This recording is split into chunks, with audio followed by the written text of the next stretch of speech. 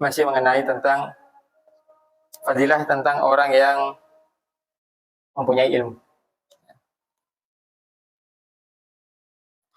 Di sini dikatakan Rasulullah Shallallahu Alaihi Wasallam bersabda, "Waqala Shallallahu Alaihi Wasallam, ya, al-imanu uryanun, wa libasuhu taqwa, wa ra'isatuhu al-haya'u, wa samratuhu al-ilmu." Nabi Shallallahu Alaihi Wasallam bersabda, iman itu dalam keadaan telanjang. Walibasuhu taqwa, dan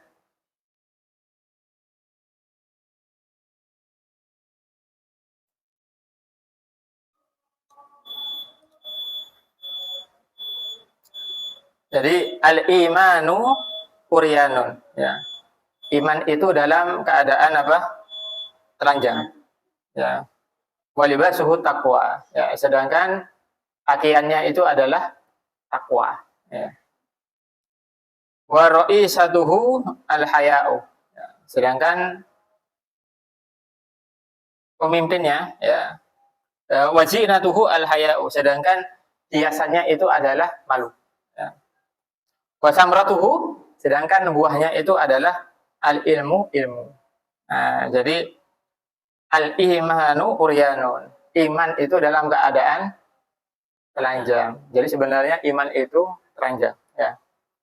Kemudian, ya, bagaimana supaya dia bisa apa? Biar dia bisa berpakaian, ya. Biar dia bisa berpakaian, yaitu harus dengan apa? Harus dengan takwa, ya. Walibasuhu at-taqwa. Pakaiannya itu adalah takwa. Sedangkan apa? Wazinatuhu, hiasan daripada iman itu adalah apa? Malu, ya. Kemudian wasamratuhu al-ilmu, sedangkan buahnya itu adalah ilmu. Jadi sebenarnya imannya seseorang, ya, imannya kita itu dalam keadaan telanjang. Jadi diibaratkan seperti orang yang telanjang, ya jangan kita ini, kalau misalkan orang itu dalam keadaan telanjang, itu berarti orang apa? Gila. Keluar misalkan ke jalan-jalan, ya. Berarti apa? Orang gila, ya. Sini aja, ke sini aja. Kamu sini. Nah.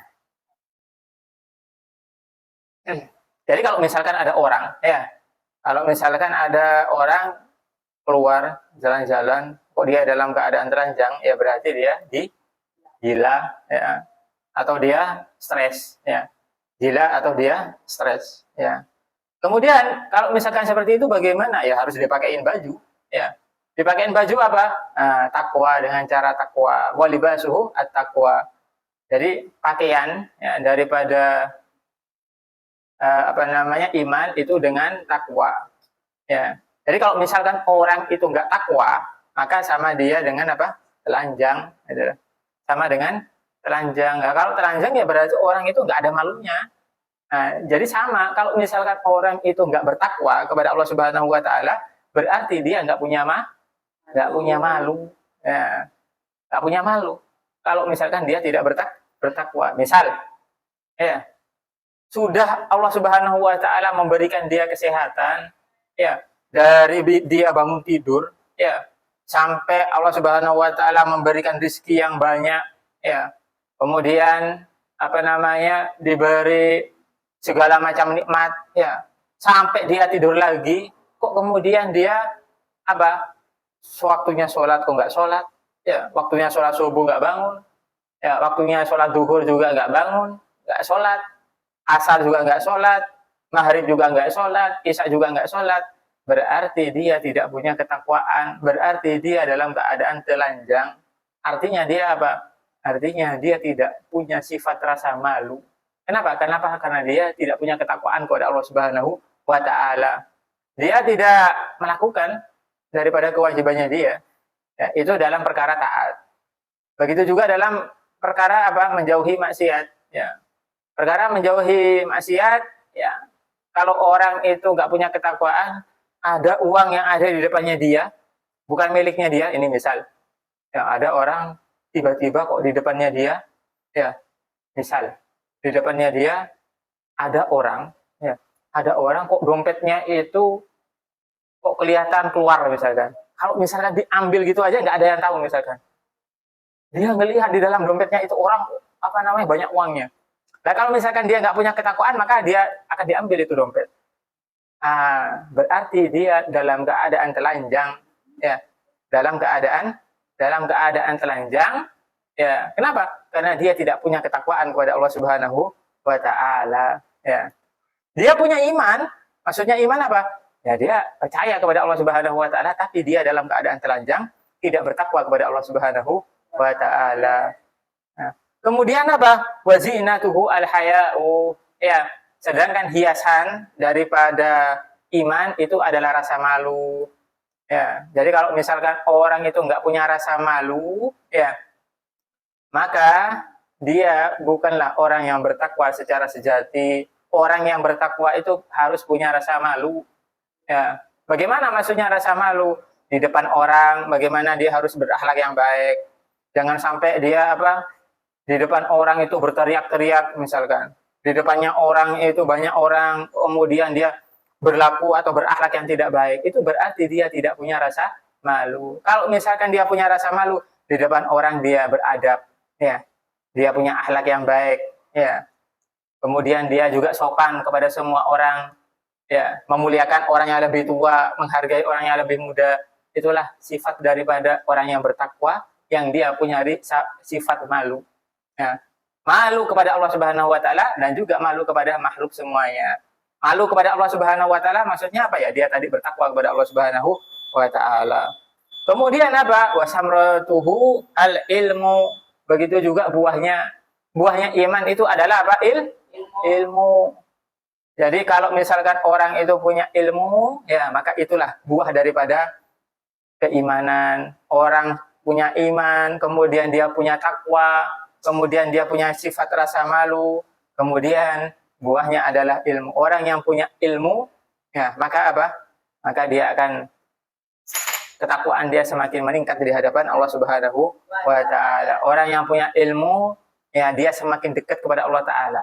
Ya, dia semakin mengerjakan ibadah-ibadah, semakin dia menjauhi perkara yang dilarang oleh Allah Subhanahu wa Ta'ala. Kemudian mengajarkan kepada orang-orang dengan ilmu-ilmu yang bermanfaat. Jadi inilah ya, keimanan yang sempurna dengan apa? Dengan ketakwaan, dengan sifat rasa malu, dan juga dengan ilmu. Karena itu kita ya, sebagai orang yang beriman, maka juga harus menjadi orang yang bertakwa, dan juga harus punya sifat rasa malu, ya, dan juga kita sebagai orang yang beriman harus juga punya ilmu sebagai bekal kita di hadapan Allah Subhanahu wa Ta'ala. Ya. Di sini dikatakan juga, ya, di sini dikatakan bahwa ya waqala sallallahu alaihi wasallam aqrabun nasi ya min darajatin nubuwati ahlul ilmi wal jihad. Ya. Orang yang paling dekat ya dengan derajat kenabian ya itu adalah ahli ilmu, ya. Ahli ilmu dan juga orang yang berjihad. Jadi maksudnya adalah orang yang paling dekat dengan derajat kenabian ya itu adalah orang yang berilmu dan juga orang yang berjihad. Kalau orang itu sudah dengan derajat kenabian itu berarti orang luar biasa. Lah, orang yang dekat dengan derajat kenabian ya itu adalah orang yang punya ilmu dan juga orang yang orang yang berjihad. Kemudian dikatakan apa ini? Amma ahlul ilmi ya fadallun nas ya. Fadallun nas ala ma ja'at bihi rusul ya. Adapun orang yang ahli ilmu, mereka itu menunjukkan kepada manusia yang lain ya ala ma ja'at bihi rusul atas apa yang datang dengan rasul. Artinya apa? Artinya kalau orang yang punya ilmu menunjukkan kepada manusia dengan ilmunya mereka. Ya memberikan keterangan, memberikan petunjuk ya kepada orang-orang ya dengan ilmu mereka sesuai dengan apa yang disampaikan oleh para rasul. Kemudian apa? Wa amma ahlul jihadi, ya, adapun orang yang ahli jihad, apa? Fajahadu bi asyafihim, mereka itu berjihad dengan pedang-pedang mereka. Ya, pedang-pedang mereka alama ja'at bihi rasul, atas apa yang datang dengan rasul. Jadi kalau orang jihad, ya dengan pedang. Ya, dengan pedang. Orang yang melawan orang kafir, ini seperti sekarang ini ya. Sekarang ini orang-orang Islam lagi melawan siapa? Lagi melawan siapa? Israel. Dengan apa? Ya, dengan senjatanya mereka berjihad ya dengan Islam ya. Lah mereka adalah orang-orang yang derajatnya itu dekat dengan kenabian. Kalau orang yang berilmu ya, maka mereka juga dekat dengan kenabian dengan cara apa? Dengan cara ilmu mereka. Lah kita sebagai orang yang terpelajar ya, sebagai santri ya, insya Allah nanti dekatnya dengan para nabi dengan ilmu kita. Ya, karena itu yang semangat ya mencari ilmu yang banyak. Nanti kalau misalkan kita punya ilmu yang banyak, ya insya Allah nanti kita akan dekat ya dengan derajat kenabian. Kenapa? Karena kalau misalkan kita mau jihad nggak bisa.